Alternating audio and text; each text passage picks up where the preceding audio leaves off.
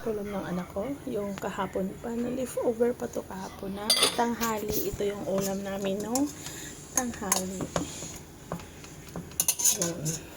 Kasi paggabi sa rin naman kami ng kakanin. Tapos, ito yung ulam ko. Tinolang isda na may gulay. Isda to guys. Halo-halo tong isda. See. Tapos, may ano dito eh. May danggit. Tapos, see.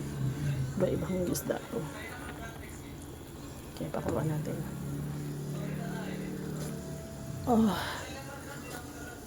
Tama-tama. Masarap humigo pag may sakit. Sure. Sama pakiramdam. Sarap. Maanghang pati. Tapos yung gulay ko, fresh na fresh to, galing to sa tanim ng kapitbahay ko. Kapitbahay galing yan. Kunti lang kasi kinuha ko, isang dakot lang.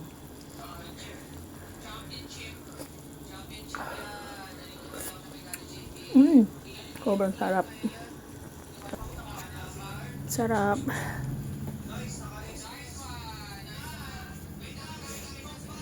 Tapos yung sinain ko, hilaw pa. Hindi pa naluto.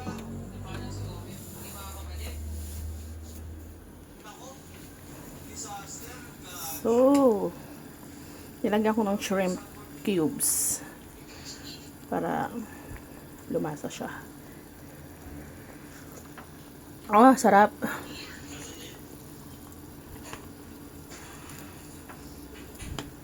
Pagkain to ng simpleng tao.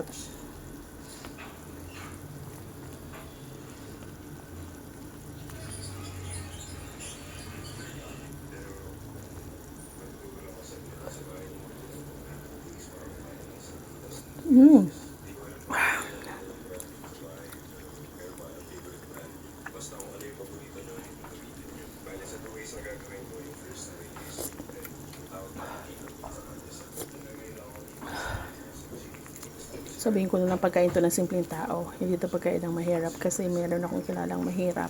Hindi kumakain ng isda.